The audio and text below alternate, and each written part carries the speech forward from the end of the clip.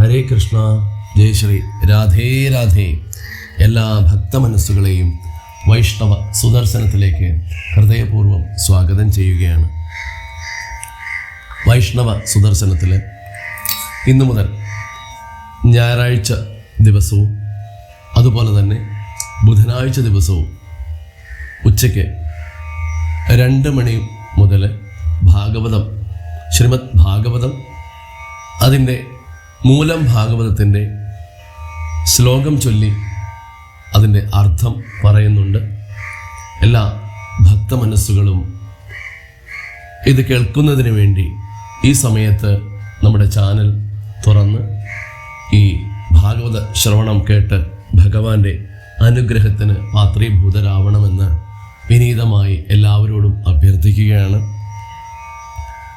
വളരെ വലിയ ഒരു സംരംഭമാണ് നമ്മൾ ഈ സമയത്ത് ചെയ്യുന്നത്. സമയക്കുറവുണ്ടെങ്കിലും ഭഗവാന്റെ ആ ഒരു അനുഗ്രഹം എല്ലാ ഭക്തമനസ്സുകളിലേക്കും എത്തിക്കുന്നതിന് വേണ്ടി വൈഷ്ണവ സുദർശനം ഇങ്ങനൊരു ഉദ്യമത്തിൽ ഏർപ്പെട്ടിരിക്കുകയാണ്.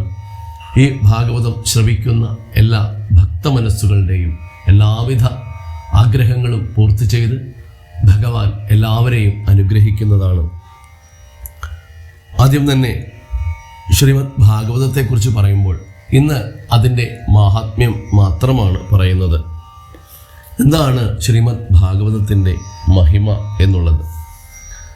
അതായത് ശ്രീമദ് ഭാഗവതാഖ്യോയം പ്രത്യക്ഷ കൃഷ്ണ ഏവ ച സ്വീകൃതോസി മയാ നാഥ മുക്ത്യർത്ഥം ഭവസാഗരേ. അതായത് ഈ ശ്രീമദ് ഭാഗവതം എന്ന് പറയുന്നത് ശ്രീകൃഷ്ണ ഭഗവാന്റെ പ്രത്യക്ഷത്തിലുള്ള സ്വരൂപമാണ്. ഈ സംസാര സാഗരത്തിൽ നിന്നും കലികാലത്തുള്ള ജനങ്ങളെ കൈപിടിച്ചുയർത്താൻ ശ്രീമദ് ഭാഗവതം ഒന്നുകൊണ്ട് മാത്രമേ സാധിക്കുകയുള്ളൂ. അതുകൊണ്ട് തന്നെയാണ് ശ്രീമദ് ഭാഗവതം എന്ന് പറയുന്ന ആ ഒരു ഗ്രന്ഥം ഭഗവാന്റെ പ്രത്യക്ഷമായിട്ടുള്ള സ്വരൂപമാണ് എന്ന് പറയുന്നത്. ആ ഭഗവാനും ഭാഗവതവും രണ്ടല്ല, രണ്ടും ഒരേ പ്രാധാന്യം ഉള്ള വസ്തുവാണ്. ഒന്ന് ഭഗവാൻ, ഒന്ന് ഭാഗവതം. അപ്പോൾ ഈ ഒരു ഭാഗവത ശ്രവണം കൊണ്ട് തന്നെ നമ്മുടെ ആ ഒരു ഭവസാഗരം, ഈ സംസാരസാഗരം, സംസാരമാകുന്ന ആഴക്കടലിൽ നിന്നും നമുക്ക് മുക്തി ലഭിക്കാനായിട്ട് ഈ ഭാഗവതം കാരണമാകുന്നു. ശ്രീശുക ബ്രഹ്മർഷിയാൽ കീർത്തിക്കപ്പെട്ട ശ്രീമദ് ഭാഗവതം സർവ വേദാന്ത സാര സർവസ്വമാകുന്നു. ശ്രീമദ് ഭാഗവതം രചിക്കുന്നത് ശ്രീശുക ബ്രഹ്മർഷിയാണ്.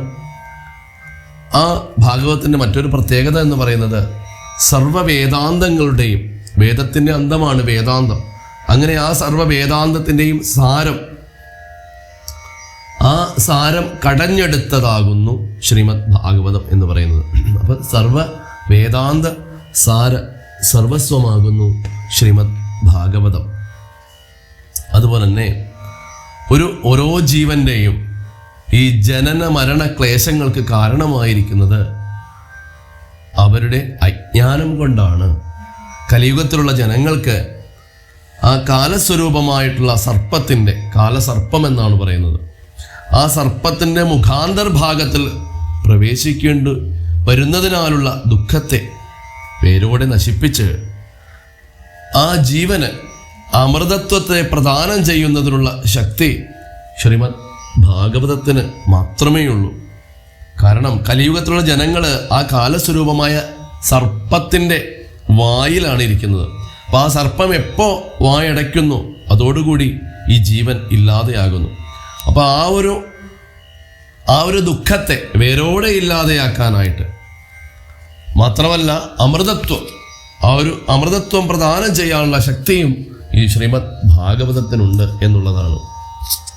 അപ്പോൾ ആ സൂത പൗരാണികൻ ശൗനക മഹർഷിയോട് പറയുകയാണ്, ഏതസ്മാദപരം കിഞ്ചിന്മന ശുദ്ധേ ന വിദ്യത്തെ. ഈ മനഃശുദ്ധിക്കായിക്കൊണ്ട്, മനസ്സിന് ശുദ്ധി ഉണ്ടാകാനായിട്ട് ശ്രീമദ് ഭാഗവത ശാസ്ത്രത്തേക്കാൾ അപരം കിഞ്ചിത്, അന്യമായിട്ടുള്ള യാതൊന്നും ന വിദ്യതേ ഇല്ല എന്നാണ് പറയുന്നത്. മനസ്സ് മലിനമായിരിക്കുന്ന മനസ്സിനെ ശുദ്ധീകരിക്കാനായിട്ട് ഈ ശ്രീമദ് ഭാഗവതത്തേക്കാൾ ശ്രേഷ്ഠമായിട്ടുള്ള മറ്റൊരു പുരാണം, മറ്റൊരു ശാസ്ത്രം ഇല്ല എന്നുള്ളതാണ്. ഇനി ഈ ഭാഗവതം കിട്ടണമെങ്കിൽ എന്തെല്ലാം പുണ്യം ചെയ്യണം? ജന്മാന്തരേ ഭവേത് പുണ്യം തഥാ ഭാഗവതം ലഭേത്. എപ്പോഴാണോ ജന്മജന്മാന്തരങ്ങളിലെ പുണ്യം പരിപാകപ്പെട്ടു വരുന്നത്, അപ്പോൾ മാത്രമാണ് ഭാഗവത ശ്രവണത്തിന് അധികാരം ലഭിക്കുകയുള്ളൂ. അല്ലാതെ എല്ലാവർക്കും ലഭിക്കുന്ന ഒരു കാര്യമല്ല ഭാഗവത ശ്രവണം എന്ന് പറയുന്നത്. അതായത് അത് നമുക്ക് നമ്മുടെ അടുത്തുള്ള ക്ഷേത്രങ്ങളിലൊക്കെ ഭാഗവത സപ്താഹയജ്ഞങ്ങൾ നടക്കുന്നത് കണ്ടിട്ടുള്ളവരാണെങ്കിൽ മനസ്സിലാവും. കാരണം ഭാഗവത പാരായണത്തിൻ്റെ സമയത്തോ ഭാഗവതത്തിൻ്റെ പ്രഭാഷണത്തിൻ്റെ സമയത്തോ ഒന്നും വളരെയധികം ആൾക്കാരെ ഒന്നും നമുക്ക് ഒരു സാധാരണ ക്ഷേത്രങ്ങളിലൊന്നും കാണാൻ സാധിക്കുകയില്ല. പക്ഷെ സത്രങ്ങളിലൊക്കെ കാണാനായിട്ട് സാധിക്കും. ധാരാളം വൻ ജനാവലി ഉണ്ടാവും. അതെന്തുകൊണ്ടാണ്? പല സ്ഥലത്തുള്ള ഭക്തന്മാർ ഒരുമിച്ച് കൂടി വരുമ്പോഴത്തേക്കും വലിയ ഒരു ജനസമുദ്രമായിട്ട് അത് മാറും. പക്ഷേ നമ്മുടെ അടുത്തുള്ള ക്ഷേത്രങ്ങളിൽ നാം നടത്തുന്ന ഒരു ഭാഗവത സപ്താഹ യജ്ഞത്തിനൊക്കെ ഇത് കേൾക്കാനായിട്ട് ഭാഗവതത്തിലെ ശ്ലോകങ്ങൾ ആ ആചാര്യൻ വായിക്കുന്ന സമയത്തോ അതിൻ്റെ പ്രഭാഷണം പറയുന്ന സമയത്തൊന്നും വളരെ കുറച്ച് ആൾക്കാർ, വളരെ 10-100 പേരൊക്കെ കാണുകയുള്ളൂ. പക്ഷേ നേരെ മറിച്ച് ഉച്ച സമയമാകുന്ന സമയത്ത്, ഒരു ഊണ് കഴിക്കുന്ന സമയമൊക്കെ ആകുന്ന സമയത്ത് ആ ക്ഷേത്രം നിറച്ച് തിങ്ങി നിറഞ്ഞിട്ടുള്ള ഭക്തന്മാരായിരിക്കും. അതെന്തുകൊണ്ടാണ് അത് ആ സമയത്ത് മാത്രം ഭക്തജനങ്ങൾ ക്ഷേത്രത്തിൽ വരുന്നത് എന്ന് ചോദിച്ചാൽ, അവർക്കതിനുള്ള പുണ്യം ആയിട്ടില്ല എന്നുള്ളതാണ്. അവർക്കിപ്പോൾ ക്ഷേത്രത്തിൽ വരാനും തൊഴാനും ഭഗവാന്റെ പ്രസാദം കഴിക്കാനും ഉള്ളൊരു പുണ്യം ഭഗവാൻ കൊടുത്തിട്ടുണ്ട്. പക്ഷേ അതിൽ നിന്നും ഭഗവാന്റെ ആ പ്രത്യക്ഷ സ്വരൂപമായിട്ടുള്ള ശ്രീമദ് ഭാഗവതമാകുന്ന ആ ഒരു സമുദ്രത്തിൽ, ആ ഭാഗവതമാകുന്ന ആ ഗ്രന്ഥത്തിൽ വിലയം പ്രാപിക്കാനായിട്ട് അവർക്കതിനുള്ള പുണ്യമായിട്ടില്ല. പക്ഷേ ഇപ്പം ക്ഷേത്രത്തിൽ പോയി പതുക്കെ അങ്ങനെയുള്ളവർ വിഷമിക്കേണ്ട. അവർക്കും ഈ ക്ഷേത്ര ദർശനത്തിലൂടെ ഭഗവാന്റെ പ്രസാദം സേവിക്കുന്നതിലൂടെ ഭഗവാൻ അവർക്കും അനുഗ്രഹിക്കും. ആ ഭാഗവതം കേൾക്കാനുള്ള അനുഗ്രഹം കൊടുക്കും. ഇപ്പം എന്തുകൊണ്ട് സാധിക്കുന്നില്ല? ഇപ്പോൾ മുജ്ജന്മ പാപങ്ങൾ അവരെ അതിൽ നിന്നും വിലക്കിയിരിക്കുകയാണ്. അപ്പോൾ ക്ഷേത്രത്തിൽ വരികയും ഭഗവാന്റെ നാമസങ്കീർത്തനങ്ങൾ കേൾക്കുകയും ഭഗവാന്റെ നാമസങ്കീർത്തനങ്ങൾ ജപിക്കുകയും ഭഗവാന്റെ കഥകൾ കേൾക്കുകയും ചെയ്യുമ്പോൾ സാവധാനം ഭഗവാൻ ആ ഭാഗവത ശ്രവണത്തിനുള്ള അധികാരവും അവർക്ക് നൽകുന്നു എന്നുള്ളതാണ്. അപ്പോൾ ഇത് വളരെ ശ്രേഷ്ഠമായിട്ടുള്ളൊരു കാര്യമാണ്. ഇതിനുള്ള അനുവാദം ഭഗവാൻ തന്നിട്ടുണ്ടെങ്കിൽ അത് മുജ്ജന്മങ്ങൾ ചെയ്ത സൽക്കർമ്മങ്ങളുടെ ഫലമായിട്ടാണ് ഭാഗവതം എന്ന പുണ്യപുരാണം നമുക്ക് കേൾക്കാനും അനുഭവിക്കാനുമായിട്ട് സാധിക്കുന്നത്. കാരണം അന്ധക്കരണ ശുദ്ധിക്കായിക്കൊണ്ട് ശ്രീമദ് ഭാഗവതത്തിന് തുല്യമായിട്ടുള്ള മറ്റൊരു ഗ്രന്ഥം ഇല്ല എന്നുള്ളതാണ്. അത് ഓരോ ഭാഗങ്ങളിലൂടെയും ഓരോ കഥാസന്ദർഭങ്ങളിലൂടെയും ഉറപ്പിച്ച് പറയുകയാണ്. ഗംഗാതീരത്ത് പ്രായോപവേശം ചെയ്തിരിക്കുന്ന പരീക്ഷിത്ത് മഹാരാജാവിന് ഭാഗവതം ഉപദേശിക്കാനായിട്ട് ആ മുനിമാരുടെ സദസ്സിൽ ഉന്നതനായിരിക്കുന്ന ആ ശ്രീശുക ബ്രഹ്മർഷിയുടെ അടുത്ത് ദേവന്മാർ അമൃതകലശവും വഹിച്ചുകൊണ്ട് അവിടെ ആ സഭയിൽ പ്രവേശിക്കുകയാണ്. ശ്രീശുക ബ്രഹ്മർഷി പരീക്ഷിത്ത് മഹാരാജാവിന് 7 ദിവസത്തിനുള്ളിൽ തക്ഷകദംശനത്താൽ മരിക്കും എന്നുള്ള മുനിശാപം കിട്ടിയ പരീക്ഷിത്ത് മഹാരാജാവ് പ്രായോപവേശം ചെയ്ത് ഗംഗയുടെ തീരത്ത്, അതായത് പ്രായോപവേശം എന്ന് പറഞ്ഞാൽ മരിക്കുന്നത് വരെ എല്ലാം ഉപേക്ഷിച്ച്, ആഹാര നീഹാരാദികളെല്ലാം ഉപേക്ഷിച്ച് ഭഗവത് കഥ കേട്ടുകൊണ്ട് ഇരിക്കുന്നതിനാണ് പ്രായോപവേശം എന്ന് പറയുന്നത്. അങ്ങനെ ഇരിക്കുന്ന പരീക്ഷിത്ത് മഹാരാജാവ്, ആ പരീക്ഷിത്ത് മഹാരാജാവിന് ഭാഗവതം ഉപദേശിക്കാനായിട്ട് ശ്രീശുക ബ്രഹ്മർഷി ഇരിക്കുന്ന ആ ഒരു സമയത്താണ് അവിടെ ദേവലോകത്ത് നിന്നും വന്ന ദേവന്മാര്, അവരുടെ കയ്യിൽ ഒരു അമൃതത്തിൻ്റെ ഒരു കുംഭവും കൂടിയുണ്ട്. ആ കുംഭവും കൂടി വഹിച്ചുകൊണ്ടാണ് ഈ ദേവന്മാര് അവിടെ ശ്രീശുക ബ്രഹ്മർഷിയുടെ അടുത്ത് വരുന്നത്. എന്നിട്ട് ആ ദേവന്മാര് ശ്രീശുക ബ്രഹ്മർഷിയോട് പറയുകയാണ്, അല്ലയോ ഭഗവാനെ, ഈ കലശത്തിലിരിക്കുന്ന അമൃതത്തെ അങ്ങ് സ്വീകരിച്ചാലും, എന്നിട്ട് അങ്ങ് ഇപ്പോൾ പറയാൻ പോകുന്ന ആ ഭാഗവത കഥയാകുന്ന അമൃതത്തെ അങ്ങ് ഞങ്ങൾക്ക് നൽകിയാലും എന്ന് പറയുകയാണ്. ഇപ്രകാരം നമ്മുടെ കയ്യിലുള്ള ആ സാധനങ്ങളെ പരസ്പരം കൈമാറ്റം ചെയ്തു കഴിഞ്ഞാൽ രാജാവ് ഈ അമൃത കുടിച്ച്, അമൃതനെ പാനം ചെയ്ത് വിഷഭീതിയിൽ നിന്നും മുക്തനായി അദ്ദേഹം ഒരിക്കലും മരണമില്ലാത്ത വ്യക്തിയായി അഥവാ ചിരഞ്ജീവിയായി മാറും. എന്നിട്ട് ഈ ശ്രീമദ് ഭാഗവതമാകുന്ന കഥാമൃതത്തെ, ഈ ഭാഗവതമാകുന്ന അമൃതത്തെ ഞങ്ങളും പാനം ചെയ്തു കൊള്ളാം എന്ന് പറയുകയാണ്. അപ്പോൾ ശ്രീശുക ബ്രഹ്മർഷി കുറച്ചു നേരം ഒന്ന് ആലോചിക്കുകയാണ്. അപ്പോൾ അദ്ദേഹത്തിന് മനസ്സിലായി, ലാഭായ വ്യവഹ്രിയതേ, അതായത് സ്വന്തം ലാഭത്തിന് വേണ്ടിയിട്ടാണ് വ്യവഹാരം എന്ന നീതിയെ അവലംബിച്ച് ഈ ദേവന്മാർ ഇവിടെ വന്നിട്ടുള്ളത് എന്ന് അദ്ദേഹം മനസ്സിലാക്കി. അപ്പോൾ അദ്ദേഹം അധികമൊന്നും അദ്ദേഹത്തിന് ആലോചിക്കേണ്ടതായിട്ട് വന്നില്ല. കാരണം സുധാപാനം, അപ്സര സ്ത്രീകളുമായിട്ടുള്ള സംഭോഗം മുതലായുള്ള വിഷയങ്ങളിലൂടെ ആ ഭോഗത്തിൽ ഉന്മത്തനായിരിക്കുന്ന ഈ ദേവന്മാര് ഭക്തിയുള്ളവരല്ലെന്നറിഞ്ഞ ആ ശുകദേവൻ, ശുകബ്രഹ്മർഷി ദേവന്മാർക്ക് ആ കഥയാകുന്ന അമൃതത്തെ നൽകിയില്ല എന്നുള്ളതാണ്. കാരണം ഇത്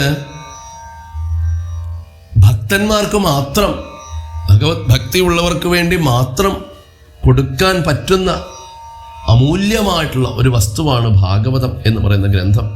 അതുകൊണ്ട് വിഷയഭോഗങ്ങളിൽ രമിച്ചിരിക്കുന്ന ദേവന്മാർക്ക് ശ്രീശുക ബ്രഹ്മർഷി ഭാഗവതത്തെ നൽകിയില്ല. മേനിരേ ഭഗവദ്രൂപം ശാസ്ത്രം ഭാഗവതം ക്ഷിതോ പഠനാത് ശ്രവണാത് സദ്യോ വൈകുണ്ഠ ഫലദായകം പറയുകയാണ്. ആ ഭാഗവത ശാസ്ത്രം എന്ന് പറയുന്നത് ഭൂമിയിൽ കാണപ്പെടുന്ന ഭഗവത് സ്വരൂപമാണെന്ന് ഋഷിമാർ മനനം ചെയ്ത് തപസ്സിലൂടെ അവർ കണ്ടെത്തിയിരിക്കുന്നു. പഠനാത് ശ്രവണാത് സദ്യോ വൈകുണ്ഠ ഫലദായകം. ഇത് പഠിക്കുകയും ശ്രവിക്കുകയും ചെയ്യുന്നത് കൊണ്ട് മാത്രം ഈ ജന്മത്തിൽ തന്നെ വൈകുണ്ഠ ഫലപ്രാപ്തി ഉണ്ടാകുമെന്ന് തപസ്സിലൂടെ മനനം ചെയ്ത് ഋഷിമാർ പറഞ്ഞുറപ്പിക്കുന്നു. പഠനാത് ശ്രവണാത് സദ്യോ വൈകുണ്ഠ ഫലദായകം. ഇത് പഠിക്കുകയും ശ്രവണിക്കുകയും ചെയ്തു കഴിഞ്ഞാൽ സദ്യോ വളരെ പെട്ടെന്ന് തന്നെ ആ വൈകുണ്ഠ ലോകത്തില് ഭഗവാനോടൊപ്പമായി വൈകുണ്ഠത്തിൽ നമുക്കും ഉറപ്പിക്കാം, നമുക്ക് താമസിക്കാം എന്ന് ഋഷിമാര് ഉറപ്പിച്ച് പറയുന്നു.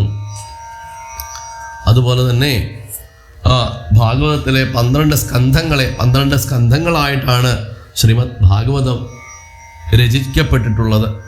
അങ്ങനെ 12 സ്കന്ധങ്ങളെ ഭഗവാന്റെ ഓരോ അംഗങ്ങളായിട്ടും പൂർണ്ണമായ ഭാഗവതം ഭഗവാന്റെ പൂർണ്ണസ്വരൂപമായിട്ടും പുരാണ ആചാര്യന്മാർ ഉദ്ഘോഷിക്കുന്നു എന്നുള്ളതാണ്. അതിൽ പ്രഥമസ്കന്ധം എന്ന് പറയുന്നത് ഭഗവാന്റെ പാദപത്മങ്ങൾ തന്നെയാണ്. ദ്വിതീയ സ്കന്ധം എന്ന് പറയുന്നത് ഭഗവാന്റെ ജാനു, അതായത് മുട്ടുകാലുകൾ. തൃതീയ സ്കന്ധം ഭഗവാന്റെ തുടകളായിട്ട് പറയുന്നു. ചതുർത്ഥസ്കന്ധം ഭഗവാന്റെ കടിപ്രദേശം, അതായത് ഇടുപ്പ്. പഞ്ചമസ്കന്ധം ഭഗവാന്റെ നാഭിദേശമാണ്. ഷഷ്ഠസ്കന്ധം ഭഗവാന്റെ കണ്ഠദേശം. നവമസ്കന്ധം എന്ന് പറയുന്നത് ഭഗവാന്റെ തോളുകളാണ്. ദശമസ്കന്ധത്തില് അതില് മുഖം, നേത്രങ്ങള്, ശ്രോത്രങ്ങള്, നാസിക എന്നീ ജ്ഞാനേന്ദ്രിയങ്ങൾ അടങ്ങിയിരിക്കുന്നു. ഏകാദശ സ്കന്ധത്തിലാണെങ്കിൽ ഉത്തമാംഗമമായിട്ടുള്ള ആ ഒരു ശിരസാണ്, ഭഗവാന്റെ ശിരസാണ് ഏകാദശ സ്കന്ധം എന്ന് പറയുന്നത്. ഇനി ദ്വാദശ സ്കന്ധമാണെങ്കിൽ ശിരസില് ബ്രഹ്മസ്ഫൂർത്തി സ്ഥാനമായിട്ടുള്ള ബ്രഹ്മരന്ധ്രം ആണ് ദ്വാദശ സ്കന്ധം. അപ്പോൾ ഒരിക്കൽ തൻ്റെ അവതാര ഉദ്ദേശങ്ങളെല്ലാം പൂർത്തീകരിച്ച് തൻ്റെ സ്വധാമത്തിലേക്ക് തിരികെ പോകാൻ കൊട്ടാരമെല്ലാം ഉപേക്ഷിച്ച് പ്രഭാസ തീർത്ഥക്കരയിൽ വസിക്കുമ്പോൾ ഭഗവാന്റെ ഉത്തമ ഭക്തനും മന്ത്രിമാരിൽ പ്രധാനിയുമായിട്ടുള്ള ഉദ്ധവര് ഭഗവാനോട് ചോദിക്കുകയുണ്ടായി. ഭഗവാനോട് പറയുകയാണ്, ത്വം തുയാസ്യസി ഗോവിന്ദ ഭക്തകാര്യം വിധായ ച മച്ചിത്തേ മഗതേ ചിന്ത താം ശ്രുത്വാ സുഖമാവഹം. ഭഗവാനെ, അങ്ങ് ഈ ഭൂമിയിൽ നിന്ന് പോകാനായിട്ട് നിശ്ചയിച്ചിരിക്കുന്നു. എൻ്റെ മനസ്സിൽ വളരെ വലിയ ഒരു ചിന്തയുദിക്കുകയാണ്. അങ്ങ് അതിനെ കേട്ട ശേഷം അങ്ങ് എൻ്റെ ഈ സംശയത്തിന്, എൻ്റെ ഈ ചിന്തയ്ക്ക് ഈ സംശയം തീർത്ത് അങ്ങ് എനിക്ക് മംഗളം പ്രദാനം ചെയ്യണം എന്ന് പറയുകയാണ്. ആഗതോയം കലിർഘോരോ ഭവിഷ്യന്തി പുനഃ കലാ തത്സംഗേനൈവ സന്തോപി ഗമിഷ്യന്ത്യുഗ്രതാം യദാ തദാ ഭാരവതേ ഭൂമിർ ഘോരൂപേയം കമാശ്രയേത് അന്യോ ന ദൃശ്യത്തെ ത്രാതാം ത്വത്ത കമലലോചന. ഭഗവാനെ, ഘോരമായിട്ടുള്ള കലിയുഗം ആരംഭിച്ചിരിക്കുന്നു. ഇനിയും ഈ കലിയുഗത്തില് ദുർജനങ്ങൾ ഉണ്ടായിക്കൊണ്ടേയിരിക്കും. അവരുടെ ആ ഒരു സംസർഗം കൊണ്ട് മാത്രം സജ്ജനങ്ങൾ കൂടി ദുഷ്ടന്മാരായിട്ട് മാറും. അപ്പോ ഈ സങ്കടം തീർക്കാനായിട്ട് ഈ ഭൂമിദേവി ആരെയാണ് ഭഗവാനെ രക്ഷയ്ക്കായിട്ട് ആശ്രയിക്കുന്നത്? അല്ലയോ ഭഗവാനെ, അങ്ങയെ കൂടാതെ മറ്റാരാണ് ഈ ഒരു പ്രതിസന്ധിയിൽ നിന്നും ഭക്തന്മാരെ രക്ഷിക്കാനായിട്ടുള്ളത് എന്ന് ചോദിക്കുകയാണ്. അത സത്സുദയാം കൃത്വാ ഭക്തവത്സല മാ പ്രജ ഭക്താർത്ഥം സഗുണോ ജാതോ നിരാകാരോപി ചിന്മയാം. അതുകൊണ്ട് ഭഗവാനെ, അങ്ങ് ഭക്തവത്സലനാണ്. അങ്ങ് ഭക്തജനങ്ങളുടെ മേൽ കരുണ വിചാരിച്ചിട്ട് ഭഗവാനെ അവിടുന്ന് ഈ ഭൂലോകം വിട്ടു പോകാതെ ഇരിക്കണം. അങ്ങ് ആകൃതിയില്ലാത്തവനും ജ്ഞാനസ്വരൂപനുമായിട്ടുള്ള ഭഗവാനെ, അവിടുന്ന് ഭക്തപരിപാലനത്തിന് വേണ്ടി മാത്രമാണ് അങ്ങ് ഈ സത്വഗുണത്തെ അംഗീകരിച്ച് ഈ ഭൂമിയിൽ വന്ന് അവതരിച്ചിരിക്കുന്നത്. അതിനാൽ ഭക്തന്മാരെ പിരിയാതെ അങ്ങിവിടെ തന്നെ വസിക്കണം. ഇത് ഒരു പ്രാർത്ഥനയാണ് ഭഗവാനെ എന്ന് പറയുകയാണ്. വീണ്ടും ഉദ്ധവർ തുടരുകയാണ്. ത്വദ്വിയോഗേന തേ ഭക്താ കഥം സ്ഥാസ്യന്തി ഭൂതലേ നിർഗുണോപാസനേ കഷ്ടമത കിഞ്ചിത് വിചാരയ. ഭഗവാനെ, അവിടുത്തെ ഭക്തന്മാര് അങ്ങയുടെ വിരഹത്തെ സഹിച്ചുകൊണ്ട് എങ്ങനെയാണ് ഭഗവാനെ ഈ ഭൂമിയിൽ വസിക്കുന്നത്? അങ്ങയുടെ വിരഹത്തെ എങ്ങനെ സഹിക്കും അവിടുത്തെ ഭക്തന്മാര്? ഭഗവാനെ, സ്വാമിയെ പിരിഞ്ഞിട്ടുള്ള സേവകവാസം എന്ന് പറയുന്നത് വളരെ കഷ്ടമാണ്. അതുകൊണ്ട് ഭഗവാനെ, അവിടുത്തെ ആ ഒരു നിർഗുണ സ്വരൂപത്തെ സേവിക്കാനായിട്ട് ഏറ്റവും പ്രയാസമാണ്.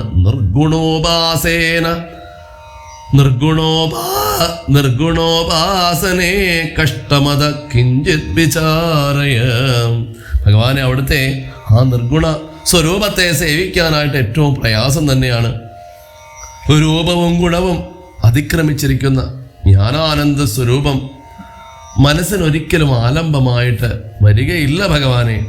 അതുകൊണ്ട് അങ്ങയുടെ ഭക്തന്മാരെ ആശ്വസിപ്പിക്കുവാനുള്ള മാർഗത്തെ കുറിച്ച് അങ്ങ് ആലോചിക്കണം. അങ്ങ് അതിൽ കൃപയുണ്ടാകണം. കാരണം അങ്ങയുടെ ആ ഒരു മൂർത്തിയെ എല്ലാവർക്കും കണ്ട് ഭജിക്കാനുള്ള അവസരം വേണം. അല്ലാതെ അങ്ങയുടെ ആ നിർഗുണ സ്വരൂപത്തിനെ സാധാരണക്കാർക്കൊന്നും ആർക്കും അത് ഭജിക്കാൻ സാധ്യമല്ല ഭഗവാനെ എന്ന് പറയുകയാണ്.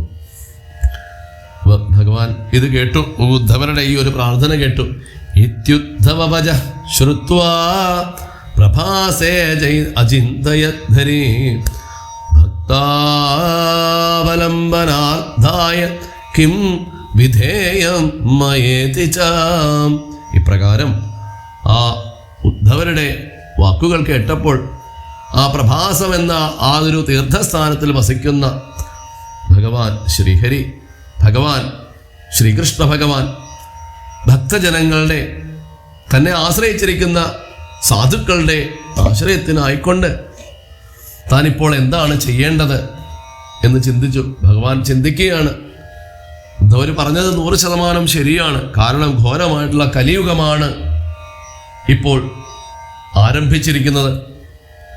അപ്പോൾ ദുഷ്ടന്മാരുടെ സംഖ്യ ഭൂമിയിൽ കൂടി വരും. സാധുജനങ്ങൾ കൂടെ അവരുടെ കൂടെ കൂടുമ്പോൾ അവരിലും ആ ഒരു ദുഷ്ടകരമായിട്ടുള്ള വാസനകൾ ഉണ്ടാകും. അപ്പോൾ എൻ്റെ ഭക്തന്മാരെ, അവരെ ആരെയാണ് ആശ്രയിക്കുന്നത്? അവർക്ക് ആരാണ് ഇനി ഒരു അഭയസ്ഥാനമുള്ളത്? ഞാൻ ഈ ഭൂമിയിൽ നിന്നും സ്വധാമത്തിലേക്ക് തിരികെ പോയി കഴിഞ്ഞാൽ അവരനാഥന്മാരായി തീരും. അങ്ങനെ ഉണ്ടാവാൻ പാടില്ല. കാരണം എൻ്റെ ഭക്തന്മാര്, അവർക്കൊരു ബുദ്ധിമുട്ടും ഉണ്ടാവാൻ പാടില്ല. അവരെ സംരക്ഷിക്കേണ്ടത് എൻ്റെ കടമയാണ്, എൻ്റെ കർത്തവ്യമാണ്. ആ ഭക്തന്മാരെ എൻ്റെ ജീവനെ പോലെയാണ് ഞാൻ കാണുന്നത്. അതുകൊണ്ട് എൻ്റെ ഭക്തന്മാർക്കൊരാശ്രയം ഇവിടെ ഈ ഭൂമിയിൽ ഉണ്ടായേ തീരുകയുള്ളൂ. ഞാൻ ഈ ഭൂമി വിട്ടു പോയാലും എൻ്റെ സാന്നിധ്യം ഇവിടെ ഉണ്ടാവണം എന്നുള്ളത് ഭഗവാൻ തീർച്ചപ്പെടുത്തി. സ്വകീയം യത് ഭവത്തേജസ്തദ്വൈ ഭാഗവതേ ദധാത് തിരോധായ പ്രവിഷ്ടോയം ശ്രീമദ് ഭാഗവതാർണവം.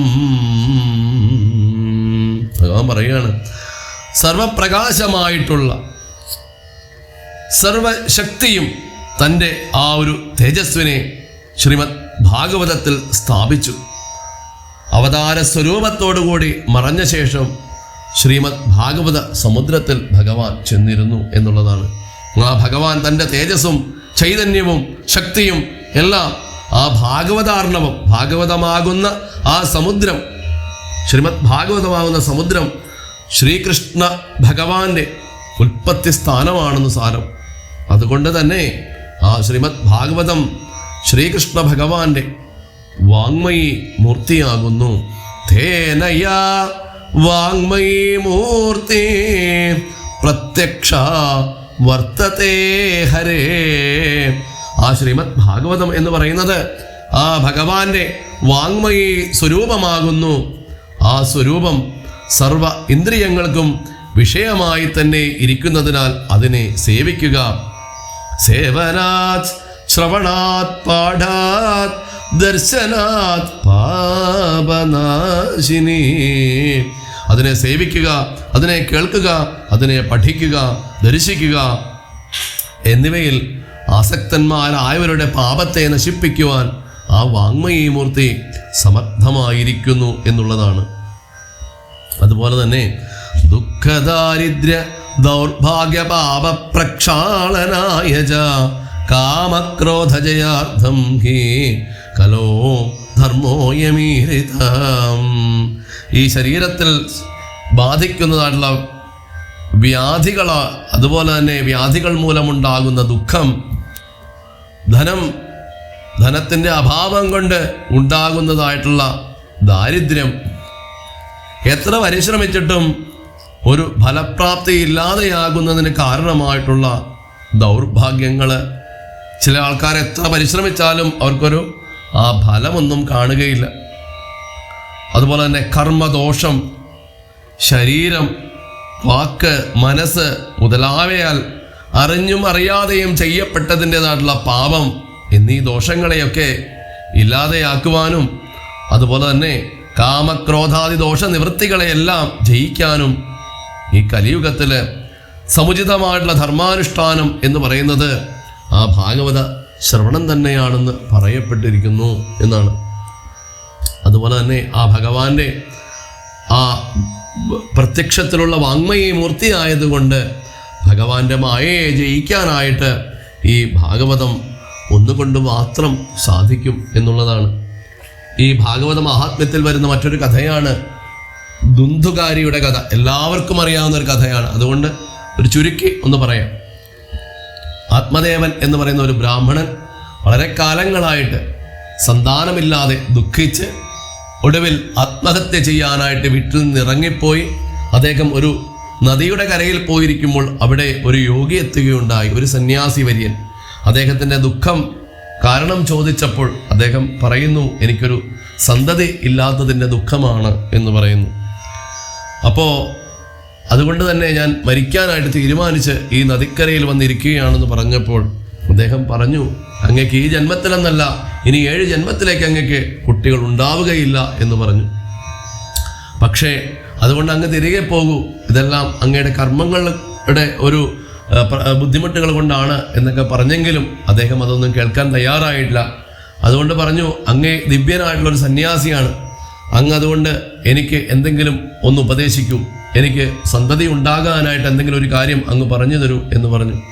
ഒടുവിൽ നിവൃത്തിയില്ലാതെ അദ്ദേഹം ഒരു മാമ്പഴം, ഒരു പഴം ജപിച്ച് അദ്ദേഹത്തിന് കൊടുക്കുകയുണ്ടായി. ഇത് അങ്ങയുടെ ഭാര്യയ്ക്ക് കൊണ്ട് കൊടുത്തോളൂ എന്ന് പറഞ്ഞു.